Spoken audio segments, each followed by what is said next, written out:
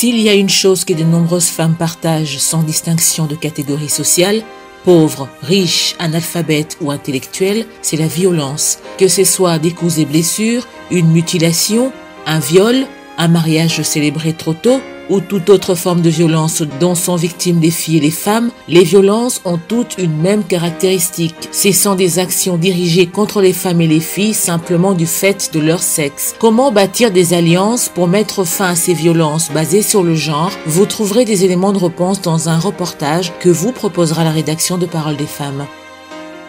Activiste de lutte contre le viol en République démocratique du Congo, Emmanuela Zandi, victime de viol à l'âge de 7 ans, a survécu grâce au soutien médical et psychosocial de sa famille. Survivante mieux victorieuse et aguerrie, elle fait de son traumatisme une force pour briser les tabous en RDC. Femme de terrain, elle organise régulièrement des tournées de sensibilisation dans les écoles pour encourager les filles et les garçons à sortir du silence. Elle nous en parlera dans la rubrique rencontre. Et pour terminer, nous respecterons notre tradition en ouvrant comme à l'accoutumée le portail de l'actualité de la condition des femmes dans le monde.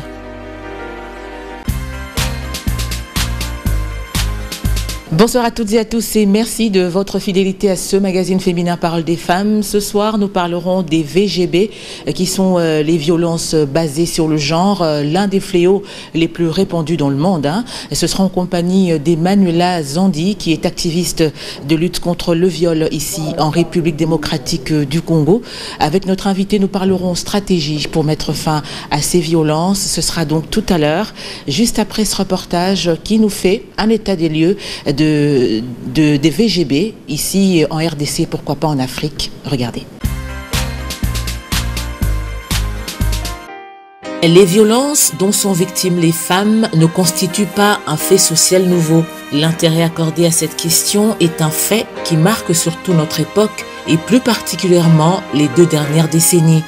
Jamais on n'aura autant parlé des violences basées sur le genre, jamais autant on aura tenté d'en cerner l'ampleur et les formes et on aura été invité à les dépister et à les combattre.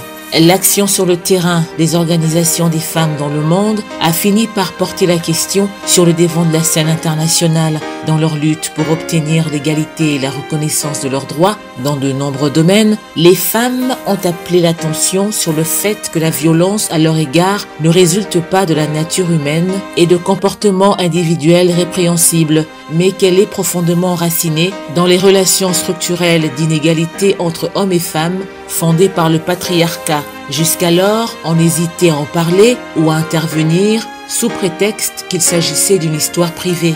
Aujourd'hui, la question de la violence à l'égard des femmes a commencé à figurer parmi les préoccupations internationales et les gouvernements sont invités à mettre au point des stratégies et des plans d'action pour y remédier. Au même moment, on assiste à une multiplication des initiatives dans différents domaines pour prévenir et éliminer les violences à l'égard des femmes et venir en aide aux femmes qui en sont victimes. Cette lutte contre les violences à l'égard des femmes demande en effet une réponse holistique, indivisible, voire multisectorielle. L'intervention des nombreux acteurs travaillant de concert au niveau communautaire est donc nécessaire pour en venir à bout. Les professionnels de l'éducation, de la santé et les associations des femmes ont une responsabilité particulière dans ce domaine. À chaque niveau, les mesures prises doivent viser notamment à rendre les femmes plus autonomes, à sensibiliser les hommes aux problèmes, à durcir les sanctions pour les agresseurs et à répondre aux besoins des victimes.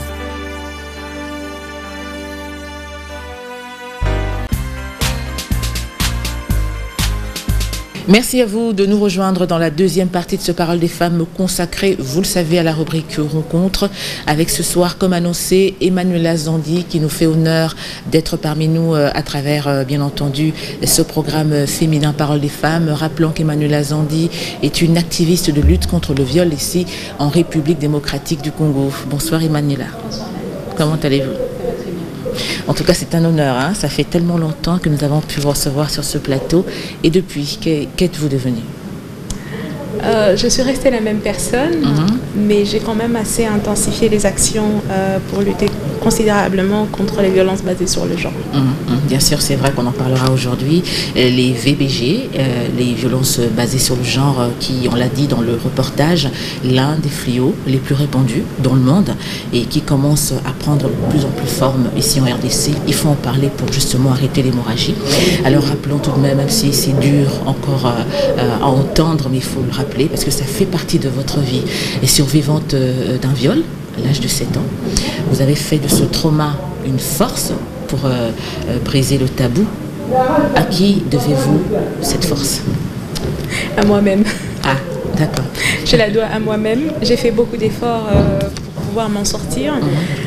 Et c'est à moi-même que je jette les fleurs d'abord, premièrement. Bien sûr. Et aussi à ma famille qui m'a beaucoup soutenue dans cette épreuve, et beaucoup plus à ma famille d'aujourd'hui, c'est-à-dire les filles que j'encadre, qui constituent encore une fois de plus une grande force pour moi.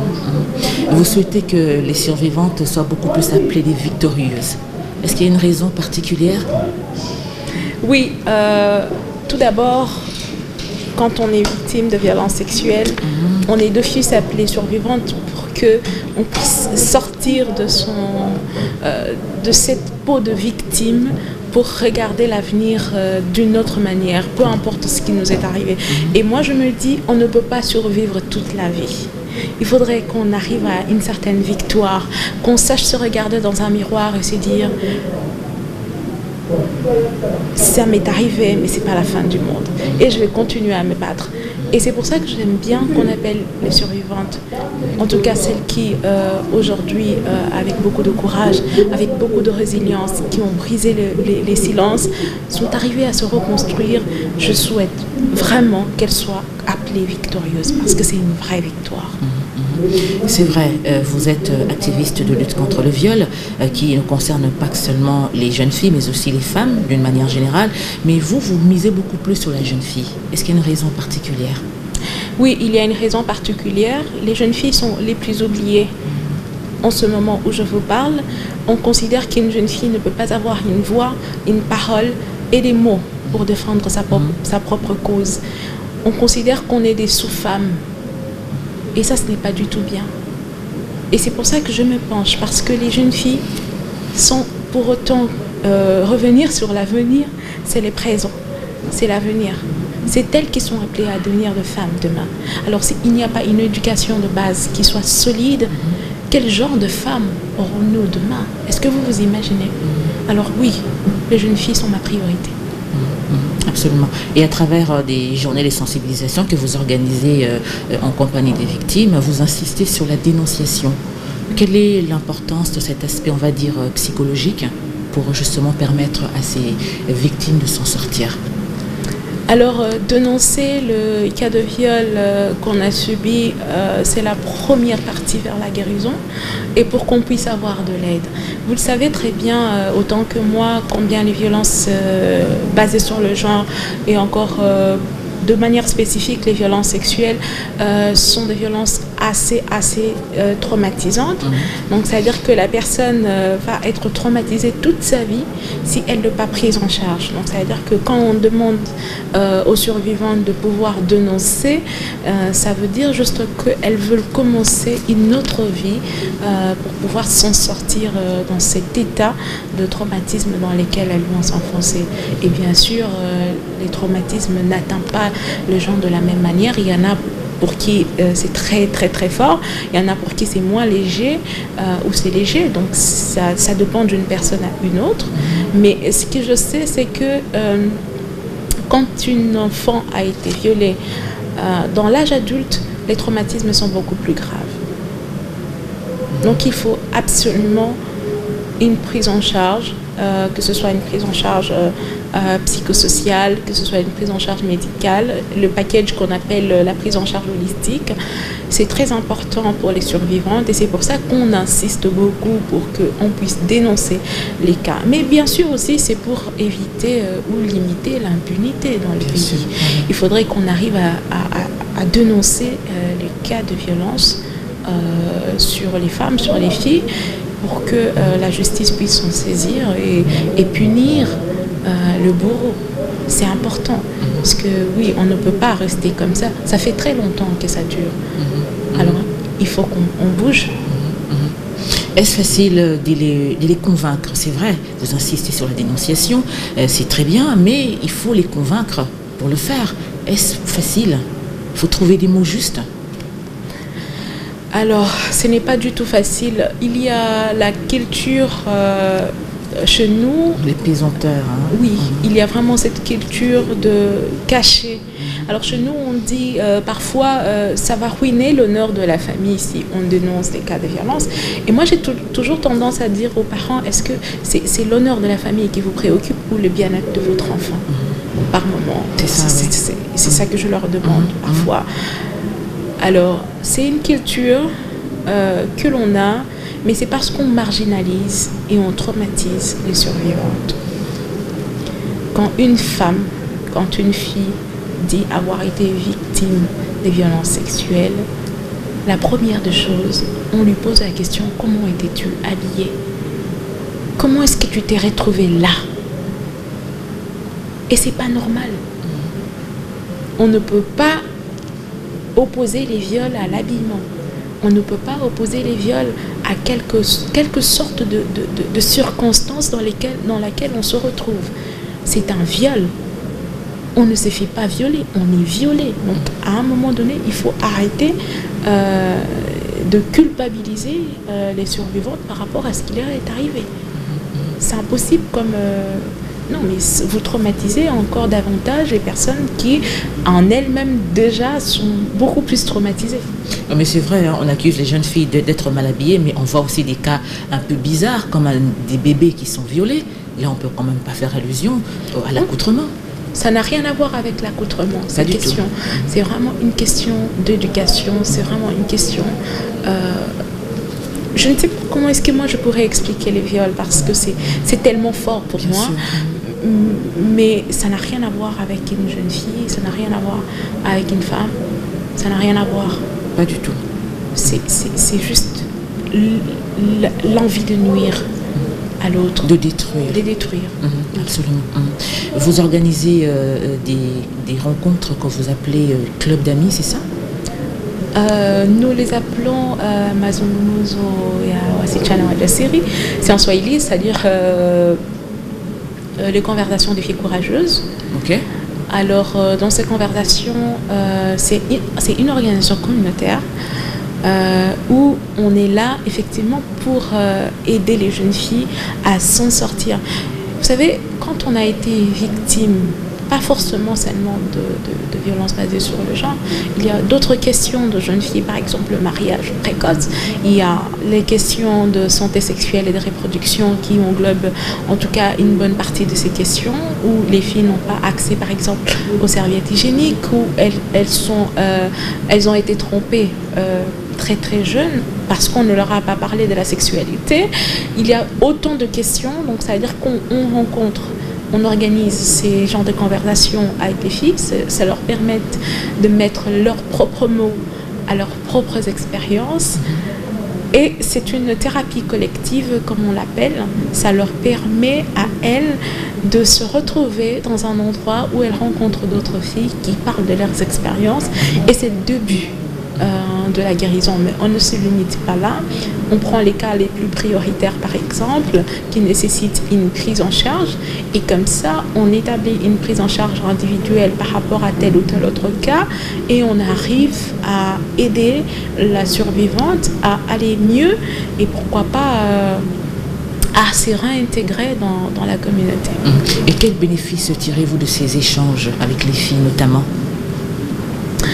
Alors, ce sont des échanges très constructifs et ce sont des échanges puissants.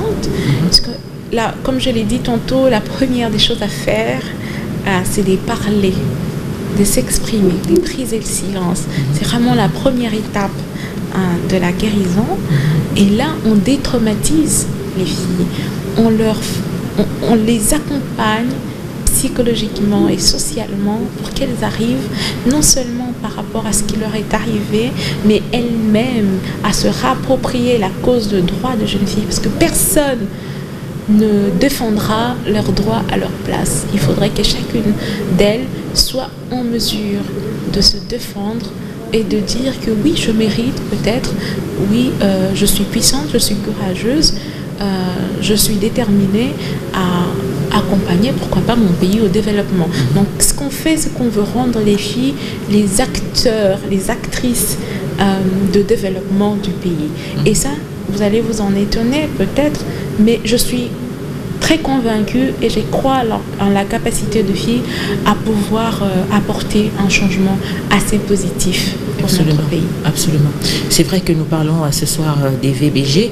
Je sais que vous n'êtes pas très à l'aise lorsque l'on vous parle de violence, surtout lorsque vous voyez ces filles, ça vous rappelle votre propre histoire. Mais quel sentiment vous anime lorsque vous êtes au courant d'un cas de viol? Je dirais, je suis très furieuse et très embarrassée. Pour moi, la raison pour laquelle je lutte, c'est que je lutte pour que je ne vois plus aucune autre pour fille. Que ça disparaisse complètement. Je lutte pour que je ne puisse plus voir jamais une autre fille être violée. Peut-être que les gens ne sauront pas ce que ça fait. Oui.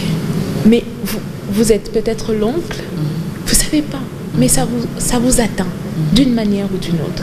Ce n'est pas une question de la survivante elle-même, c'est une question de la communauté. La question de violence sexuelle ou les viols, c'est une question de communauté. Quand une fille, quand une femme est victime de violence sexuelle ou de toute autre violence basée sur le genre, ce n'est pas elle. C'est la communauté qui en pâtit d'une manière ou d'une autre. Donc à un moment donné, je suis très furieuse par rapport à ce qui se passe et je me dis que cette communauté n'a pas encore compris qu'on est en train de faire du mal à des êtres humains qui ont de droits fondamentaux comme tout le monde et qui doivent devenir... Et pourquoi alors on dit que la femme c'est l'avenir de la nation? Pourquoi on le dit? Pourquoi on dit que la mère de la nation? Et pourquoi on doit faire du mal à cette mère? C'est impensable. Donc, je suis animée, oui, je suis animée d'un sentiment. Parfois, je me culpabilise par rapport à ce qui arrive. Je me dis, est-ce que je n'ai pas failli à ce que je fais? Qu'est-ce que je dois faire autrement pour que je puisse aider?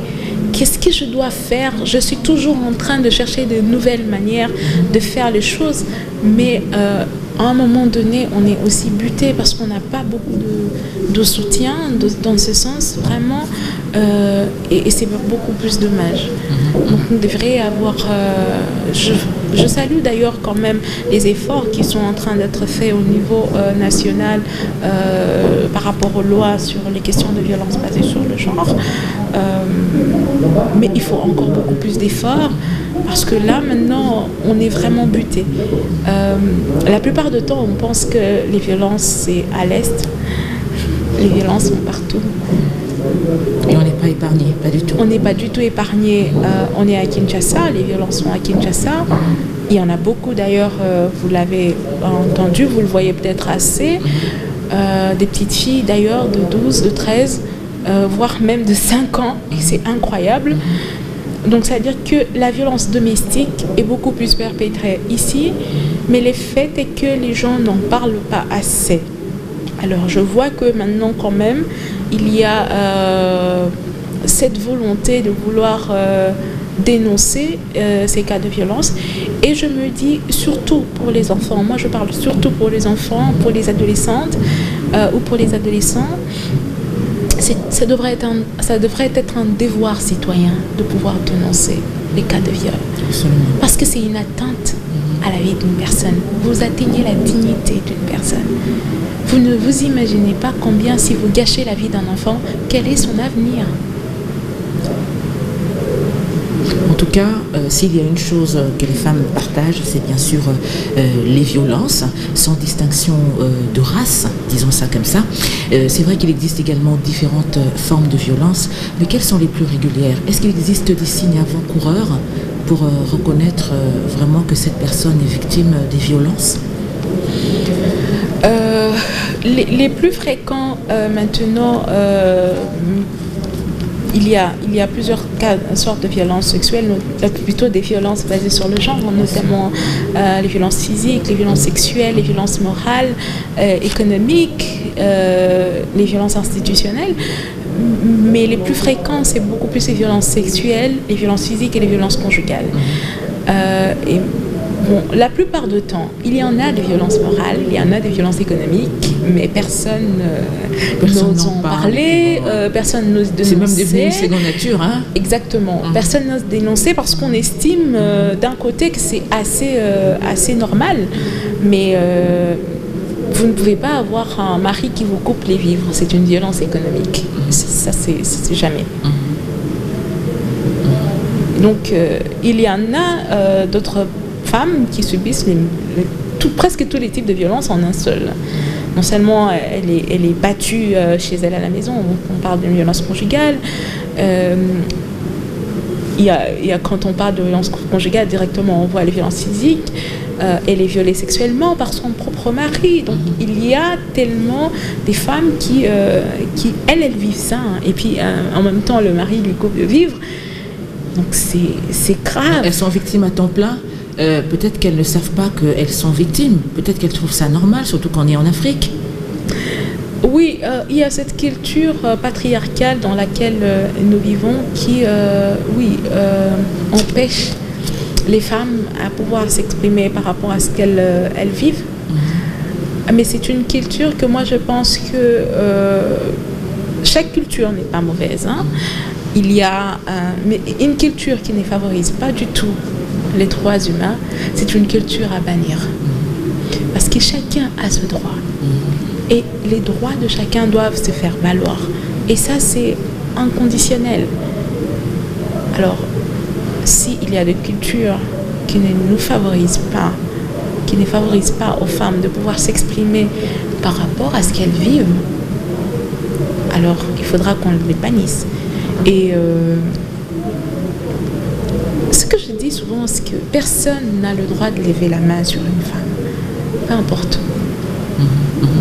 Vous l'aviez dit vous-même, ces violences sont souvent sexuelles, physiques et même psychologiques. Alors, quelles sont les lacunes observées par rapport à sa prise en charge? Vous qui êtes pleinement dans cette lutte, vous allez un peu partout parce que vous êtes une femme de terrain, on l'a même dit dans les titres de l'émission. Quelles sont les lacunes que vous avez observées depuis que vous êtes dans cette lutte par rapport à la prise en charge des femmes et des jeunes filles violées? Ok, merci pour la question. Déjà, je vais commencer par les jeunes filles. Les lacunes dans la prise en charge, c'est qu'elle ne prend pas en compte la spécificité de la jeune fille. La spécificité, par spécificité, je veux dire, il y a les filles et les femmes ne se comportent pas de la même manière. Il y a beaucoup de différences entre les filles et les femmes. Et si je dois parler en termes de génération, il y a vraiment une coupure de génération entre les filles et les femmes. Les femmes considèrent les filles comme les enfants. Et donc, elles ne sont pas prêtes non plus à pouvoir leur dire, à pouvoir converser avec leurs filles par rapport, en tant qu'amies, en tant que...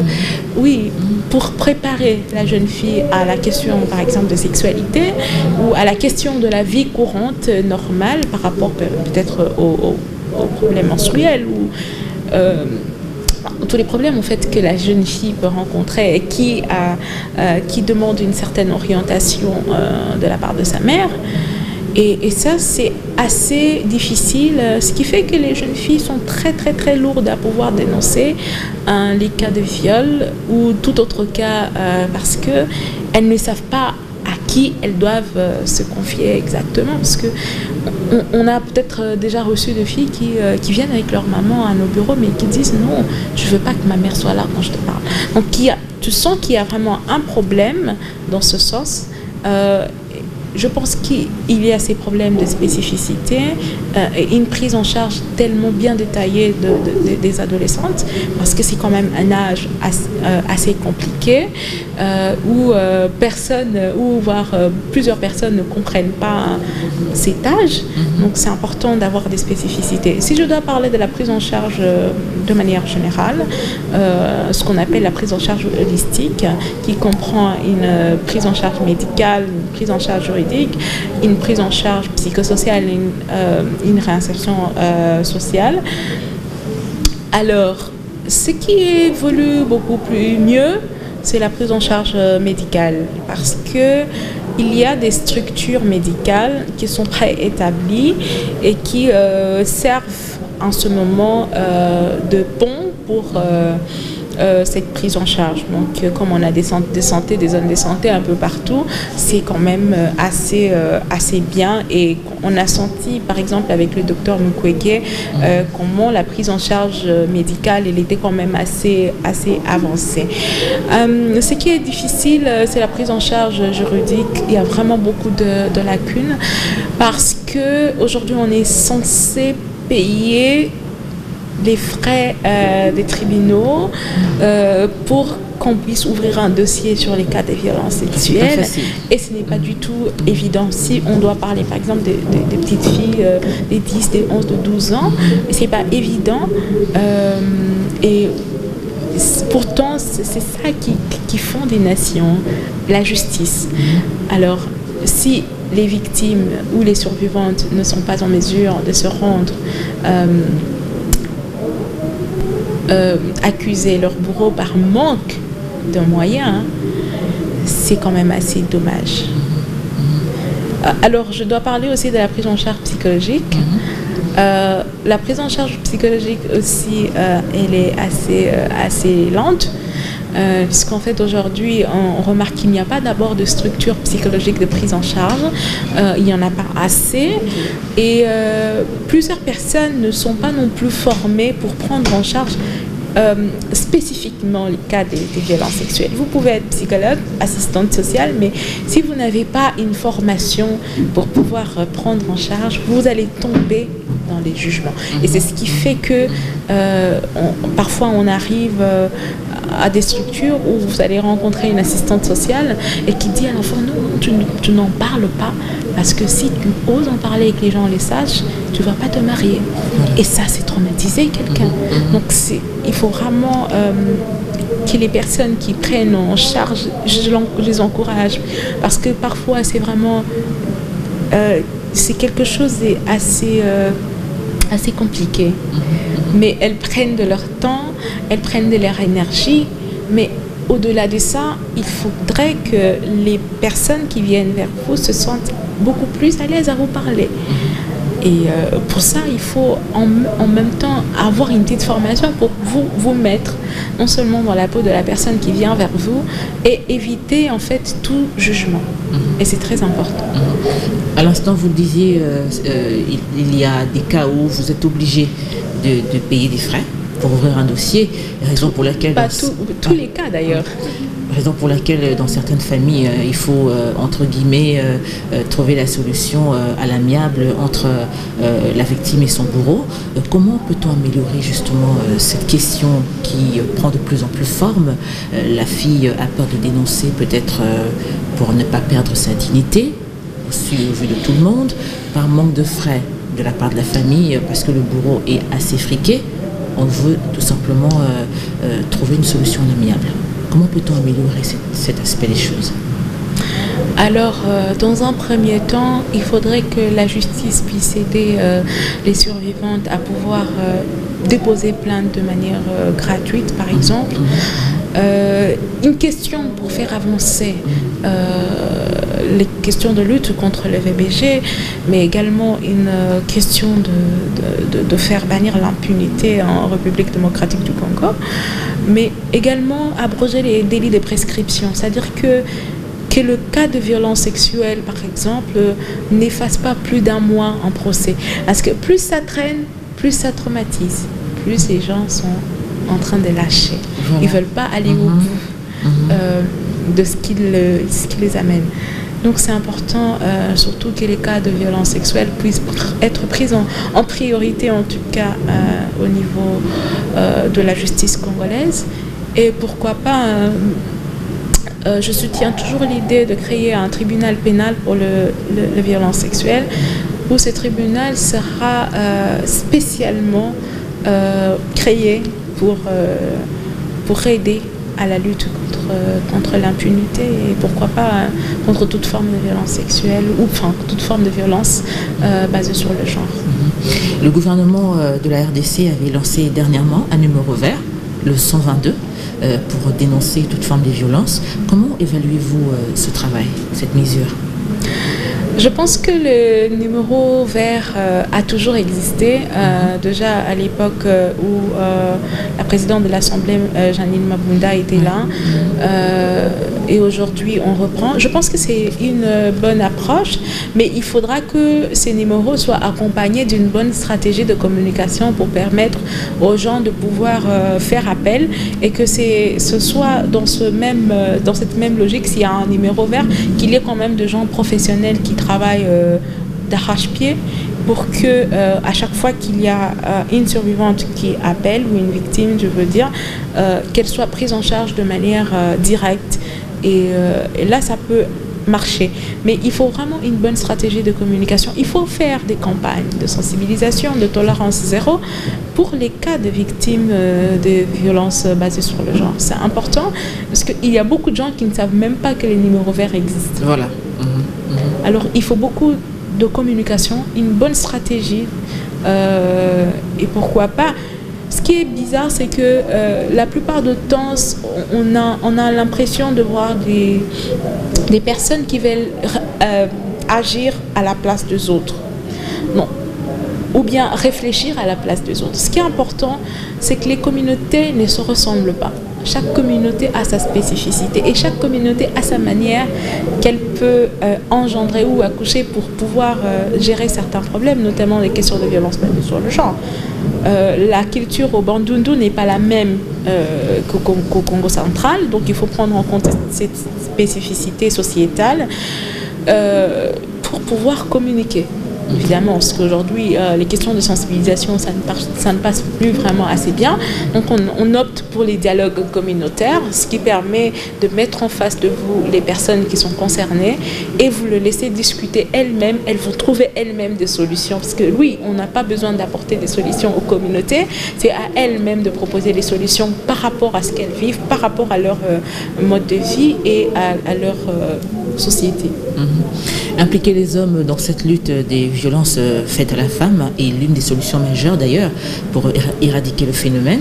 Alors, en prennent-ils réellement conscience, ces hommes et beaucoup plus les garçons? Parce que à chaque fois que vous organisez des campagnes de sensibilisation, vous impliquez également les garçons sur cette question. En prennent-ils réellement conscience? Je dirais pas vraiment jusque-là. Parce que la question de la sensibilisation, de la masculinité positive, comme on l'a dit, elle n'est pas tellement ancrée aujourd'hui. Mais c'est ce qui est très important si on veut limiter ou lutter considérablement contre les violences basées sur le genre. Les hommes sont d'ailleurs même la pièce motrice. Bien sûr. De changement. Alors, il faudrait que les femmes, même les acteurs de lutte contre les VBG, sachent qu'on ne peut pas lutter contre ces grands fléaux sans impliquer considérablement les hommes. Et ça fait plaisir de voir un homme défendre les causes des femmes. Parce que oui, les VBG, ce n'est pas une cause de femmes, c'est une cause humanitaire, c'est une cause pour tout le monde. Donc c'est important aujourd'hui de pouvoir impliquer les hommes davantage et qu'eux aussi prennent conscience que oui, ça arrive aux femmes, mais ça vous atteint d'une manière ou d'une autre. Absolument. Ma voisine, parlons-en en présent. C'est votre structure que vous avez mis en place récemment. Alors, à quoi consiste-t-elle? Alors, Ma Voisine, c'est une plateforme qui encadre les jeunes filles qui sont entre 11 et 27 ans. Cette structure consiste également à faire des plaidoyers pour que les jeunes filles aient une place considérable dans la société. Pour que ce ne soit pas une catégorie de personnes négligées et dont on pense qu'elles n'ont pas les capacités de pouvoir apporter un développement. Donc ça veut dire qu'on travaille beaucoup plus avec les jeunes filles pour limiter considérablement notamment les cas de violence basée sur le genre, notamment les cas de mariage précoce, parce que oui, je vous l'ai dit, il y en a à Kinshasa et même assez partout au pays. Il y a beaucoup de problèmes autour de la jeune fille qu'il faudrait que les jeunes filles prennent les leads pour pouvoir défendre elles-mêmes leur cause. Et c'est très important parce qu'on le prépare à devenir de femmes demain. Et une fille qui est bien éduquée, qui a une base et qui peut se défendre, deviendra une femme formidable. Et un avantage pour le pays, pourquoi pas. Bien sûr. Donc en clair, l'association, la plateforme Ma Voisine travaille pour l'autonomisation des filles, par les filles. Par les filles. Bien sûr. Exactement. Et aujourd'hui, il y a beaucoup de membres, et à travers tout le Congo, oui, pratiquement. Alors quelle est votre contribution, vous, Emmanuela Zandi, pour l'émancipation de cette jeune fille? Alors, notre contribution, c'est ce que nous faisons déjà dans la plateforme Ma Voisine, ce qu'on essaye d'apporter vraiment des solutions assez palpables au niveau national. Si je dois parler des actions que nous faisons, parce que c'est des actions assez tournées beaucoup plus vers le plaidoyer pour une meilleure prise en charge ou un meilleur épanouissement de la jeune fille. Nous travaillons beaucoup plus avec les jeunes filles qui ont été victimes, par exemple, de violences sexuelles, de mariage précoce, mais pas que. On provient aussi, on travaille avec les filles pour provenir aussi toutes ces questions de violences sexuelles. Tout à l'heure, je parlais des organisations communautaires, de clubs anonymes qu'on organise partout dans plusieurs communes de Kinshasa et plusieurs provinces aussi d'ailleurs. Ce que nous sommes vraiment dans un développement communautaire pour la jeune fille et ça nous permet de faire des actions comme par exemple là maintenant où je vous parle, on est arrivé dans un camp militaire très défavorisé ici à Kinshasa et on a remarqué que les filles, en tout cas 80% des filles qui étaient dans le camp avaient soit été victimes de violences sexuelles, soit avaient déjà eu un enfant à moins de 18 ans. Donc on a eu des filles de 13, de 12 qui avaient des enfants et pas que. Il y en a qui ont été mariées des forces à seulement 11 ans. Donc nous ce qu'on fait, on essaie de rassembler les filles, comme je l'ai dit tout à l'heure, on organise des actions communautaires où elles souffrent, et après on fait une prise en charge jusqu'au bout. Mais également, on essaie de voir les vraies problématiques de jeunes filles dans ces milieux. Alors, nous, c'est pas à nous de dire que oui, c'est ça le problème. On vient, on consulte les jeunes filles et elles nous disent, voilà, pour nous, la priorité, c'est ça. Par exemple, dans ce camp, les filles nous ont dit, pour nous, la priorité, c'est des toilettes.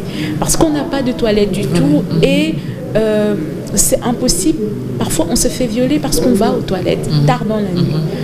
Et nous, on s'est dit, bon, ok, vous avez dit que c'est les toilettes, alors on construit des toilettes pour vous. Donc, on fait ces genres d'actions. On construit parfois des toilettes et on est en train de mettre en place une maison de la jeune fille, puisqu'on accompagne beaucoup plus les jeunes filles en justice par rapport à tout ce qu'elles connaissent comme violation de leurs droits. Et pendant ce moment, elles ont besoin de sécurité, elles ont besoin, parfois c'est des orphelines, elles n'ont pas où aller.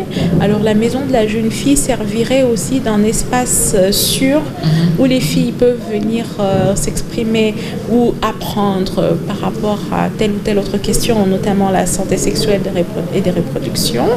Et évidemment, pourquoi pas qu'elles soient prises en charge dans cette maison, qu'elles aient un espace à elles où elles se sentent en mesure de venir en sécurité et de pouvoir s'exprimer. J'ai parlé tout à l'heure de la question de la santé qui concerne les jeunes filles. Vous savez, beaucoup de jeunes filles vivent avec des infections sexuellement transmissibles, mais elles ne peuvent pas se rendre à l'hôpital, non seulement par honte, mais également par manque de moyens financiers. Alors, elles peuvent aller à un hôpital, se faire consulter. Elle va payer la consultation, mais elle n'aura jamais le moyen de se payer les médicaments. Donc ça sert absolument à rien. Donc il faut un engagement. Les plaidoyers dans lesquels nous sommes, c'est que dans certains milieux quand même assez défavorisés, qu'on ait des centres de santé qui acceptent de prendre des filles de moins de 18 ans qui connaissent ces genres de problèmes gratuitement, parce qu'elles n'ont pas le moyen. Et il faudrait que le gouvernement peut-être nous aide à pouvoir prendre ces jeunes filles en considération. On a plusieurs actions, notamment au Bandundu, notamment à Kinshasa, et on est en train d'aller en Équateur, parce que là aussi il y a beaucoup de problèmes de filles qui attrapent les grossesses précocement.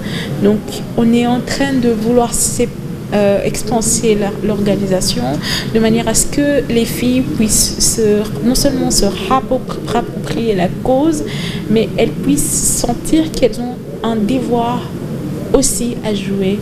Elles ont un devoir pour développer notre pays. Absolument. Emmanuela Zandi, non seulement activiste de viol, de lutte contre le viol ici en RDC, mais aussi entrepreneur avec justement cette nouvelle start-up, Kanto, qui produit des serviettes hygiéniques made in DRC, une innovation. Alors comment est venue cette idée de créer une start-up pour produire des serviettes hygiéniques? Alors, comme vous le savez, je travaille beaucoup plus avec les filles. Comme vous l'avez dit, je suis beaucoup plus sur le terrain la plupart du temps. Et de mes nombreuses descentes sur terrain, j'ai constaté vraiment que les filles utilisaient des solutions de fortune pour pouvoir se protéger. Parfois même du sable pour pouvoir se protéger. Donc, une fille, elle va prendre son sous-vêtement, elle va prendre du sable dans un papier, elle va mettre à l'intérieur et elle va mettre en contact direct avec ses parties génitales. Dieu seul sait quel inconvénient sanitaire cela peut avoir, ou soit elle va prendre un morceau de feuillage ou des petits bouts de tissu non propres d'ailleurs, et elle va en tout cas utiliser ces solutions juste pour pouvoir se protéger pendant qu'elle a ses menstrues. Et c'est une question assez délicate parce que non seulement elle va empêcher à la fille de pouvoir se sentir en confiance avec elle-même. Donc quand une personne ne se sent pas en confiance avec elle-même, vous le savez, c'est un état psychologique, c'est un état mental. Donc c'est-à-dire qu'elle est totalement coupée du reste du monde et elle ne peut pas du tout contribuer au développement du pays. Donc la première des choses, c'est arriver à faire valoir la question de l'hygiène menstruelle. C'est comme ça que j'ai rencontré plusieurs filles qui utilisaient beaucoup de solutions de fortune et je me suis dit, mais ok, au début je me suis dit, est-ce qu'on peut faire des petits dons aux jeunes filles pour des serviettes jetables? Après finalement j'ai raisonné, je me suis dit, mais ok, on leur donne un mois et après le deuxième mois on fait quoi? Donc il fallait avoir des solutions assez pérennes quand même, qui soient respectueuses de l'environnement et qui soient amies de la jeune fille, c'est-à-dire amies de la jeune fille, c'est-à-dire des solutions moins coûteuses, qui durent et qui sont une bonne alternative aux serviettes jetables qui d'ailleurs aujourd'hui polluent l'environnement. Et c'est comme ça que je réfléchis et je dis pourquoi pas revenir à l'ancien temps et débarquer avec quelque chose moi j'ai grandi, mes premières règles, j'ai porté des linges. C'était pas totalement confortable, mais on a grandi comme ça et je me suis dit, pourquoi pas ne pas revenir à l'ancien temps, mais de manière très moderne, c'est possible. Et c'est comme ça que j'ai entamé depuis 2017 une première production et une seconde, ce qui n'a pas été assez remarquable quand même. Mais au fur et à mesure qu'on évoluait, on a réussi à combiner, à avoir une bonne matière pour pouvoir protéger les filles pendant leurs règles. Donc on confectionne des serviettes hygiéniques réutilisables et ces serviettes hygiéniques peuvent se porter pendant au moins 400 cycles de lavage, c'est-à-dire plus d'une année. Et elles coûtent absolument moins coûteux. C'est-à-dire que chez nous, par exemple, un paquet de 4 serviettes hygiéniques, ça te coûte $5. C'est-à-dire que pour toute une année, $5, c'est quand même... c'est vrai, c'est beaucoup. par rapport à la situation économique que beaucoup de femmes et des filles vivent présentement. Mais pour toute une année, je crois que ça en vaut la peine. Alors, sont-elles vendues uniquement ici en RDC ou vous projetez également de faire le marketing en dehors de nos frontières? On voudrait bien, mais la priorité c'est la RDC, c'est chez nous. Et tant qu'on n'a pas encore suffisamment desservi presque toute la capitale et tout le pays, on n'aura pas vraiment des ambitions d'aller à l'extérieur. Par contre, on est plutôt en train d'innover encore une fois, parce qu'on a compris que les villes et les situations, le contexte ne se ressemble pas. Par exemple, les serviettes hygiéniques sont beaucoup plus demandées à l'intérieur du pays, donc dans la province. Mais par exemple, à Kinshasa, les femmes préfèrent des serviettes jetables. Alors, étant donné qu'on ne connaît pas les compositions chimiques de ces serviettes que l'on achète en pharmacie, je suis désolée de les dire, mais on ne le connaît pas. Et il y a eu plusieurs études qui ont prouvé qu'il y avait des matières qui pouvaient à la longue créer de graves problèmes de santé. Moi, je me suis dit, alors est-ce qu'on ne peut pas envahir quand même un peu l'industrie de protection, l'industrie menstruelle, pourquoi pas. Donc nous, maintenant, on est en phase de produire des serviettes hygiéniques locales, bio, donc qui n'ont aucune composition chimique. Je me réserve encore de dire de quoi il s'agit, mais je pense que très bientôt, on aura quand même une fenêtre ouverte par rapport à ça. Et puisqu'entrepreneur, est-ce que vous avez un conseil à donner à toutes ces personnes, ces jeunes personnes comme vous et beaucoup plus, les jeunes filles qui s'avèrent être votre plus grande préoccupation, qui aimeraient se lancer dans l'entrepreneuriat, qui aimeraient lancer une start-up? Est-ce qu'il existe des conseils importants que vous pouvez leur prodiguer? Waouh, c'est quand même assez compliqué de pouvoir prodiguer un conseil quand soi-même on n'a pas encore totalement réussi. Mais la seule chose que je veux dire, c'est la persévérance. Je dis souvent, personne ne vous donnera des millions pour lesquels vous n'avez pas travaillé. Vous n'allez pas vous réveiller un jour. Au début, moi aussi j'avais cette idée, si je crée, peut-être que je vais faire des toc-toc à des portes et puis on va dire, waouh, Manuela, ton projet il est génial, on va te soutenir. Après, j'ai compris que c'était faux. Il y a des tas de projets géniaux. Mais ce qui prouve que le vôtre il est génial, il est à la hauteur d'être financé. Donc moi, le premier conseil, c'est lancez-vous. Si vous avez une idée, et que vous pensez que votre idée peut vous apporter quelque chose et apporter quelque chose à la communauté dans laquelle vous vivez, alors pourquoi pas? Ne comptez pas sur l'argent que les gens vont vous donner. Comptez d'abord sur vous-même. Commencez petit. Et c'est comme ça que plus tard, on vous découvre et après, ça continue. Donc il faut persévérer dans ce qu'on fait et la main ne tombera pas du ciel. Une dernière question avant de mettre un terme à l'émission de ce soir, c'est vrai, nous avons longuement parlé des VBG qui sont des violences basées sur le genre. Est-ce que vous avez un message à lancer à l'endroit de toutes les personnes qui nous suivent par rapport à ce fléau, on l'a dit, le plus répandu dans le monde? Alors, je n'ai pas beaucoup de choses à dire, mais vous le savez, vous venez de l'écouter, les violences basées sur le genre sont l'une des formes de maltraitance de la personne humaine, l'une des formes d'esclavage même, l'une des formes de bafouement de droits des autres.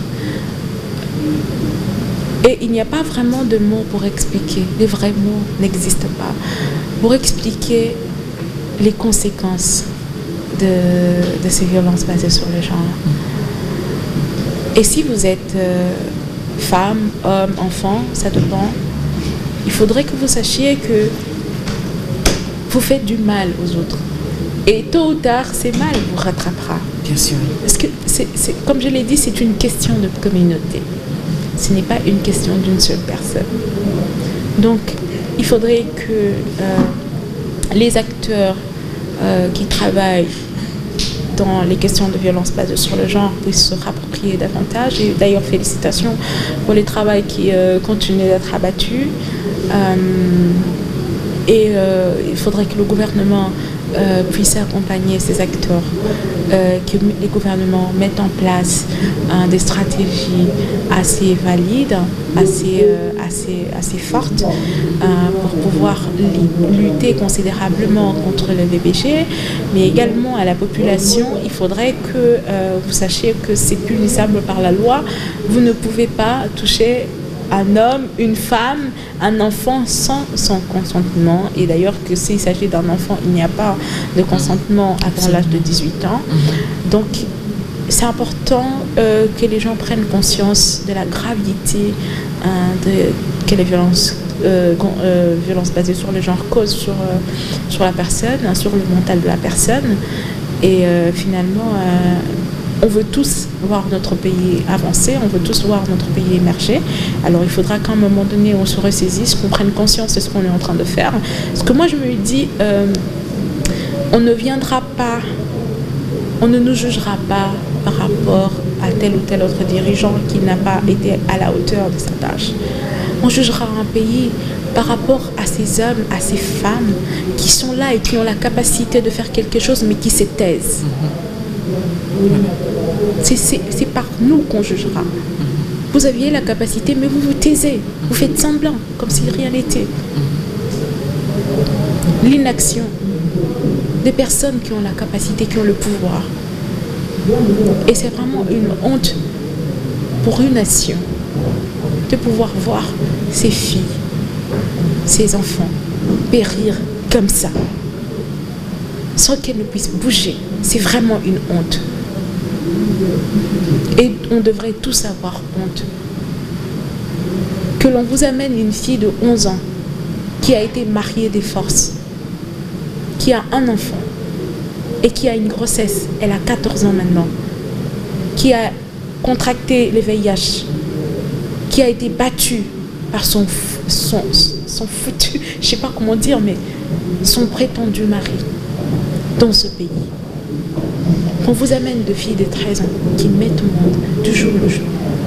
C'est vraiment une honte. Et je voudrais que, à travers moi, à travers cette émission, que les femmes et les hommes qui sont en train de me suivre maintenant comprennent que vous êtes dans votre maison, vous vivez bien, mais ça vous rattrape. Absolument. Parce que vous ne savez pas ce que votre enfant deviendra demain. Alors il faut mieux éduquer vos garçons, protéger vos filles. Merci beaucoup, Emmanuelle Azandi. Rappelons que vous êtes activiste de lutte contre les viols ici en RDC, également entrepreneur à travers Quinto. Elle met en place bien sûr les serviettes hygiéniques jetables, réutilisables. Voilà, ici en RDC, c'est bien sûr une innovation et nous l'encourageons pour cela. Place à présent à la rubrique Clin d'œil. Regardez.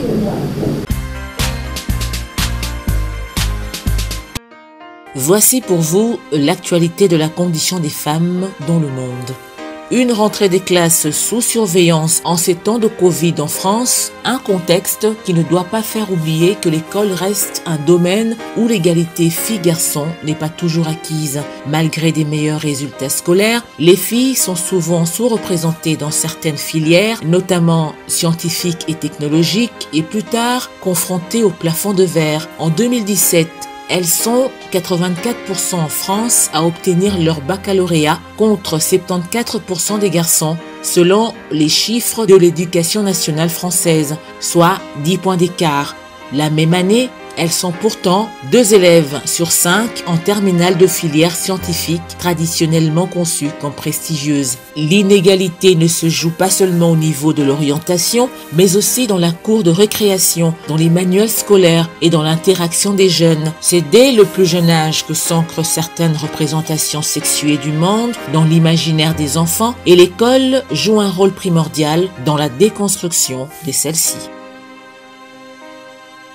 Une avocate turque emprisonnée est morte le jeudi 27 août 2020 dernier dans la soirée à Istanbul après 238 jours d'une grève de la faim qu'elle observait pour réclamer un procès équitable, un décès qui a suscité une vive indignation en Turquie. Condamnée en 2019 à plus de 13 ans de prison pour appartenance à une organisation terroriste, Ebru Timtik avait entamé une grève de la faim en février 2020 dernier pour réclamer un nouveau procès. L'avocate, qui ne consommait plus que l'eau sucrée, des infusions et des vitamines au cours de sa grève de la faim, pesait 30 kilos au moment de son décès, selon ses proches. Elle était âgée de 42 ans.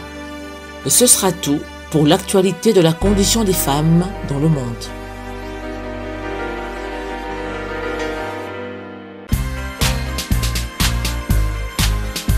Parole des femmes, c'est terminé pour ce soir. Merci à vous de l'avoir suivi avec un aussi grand intérêt et merci de continuer à nous faire part de vos remarques et suggestions au numéro affiché au bas de votre écran. Portez-vous bien et à très bientôt.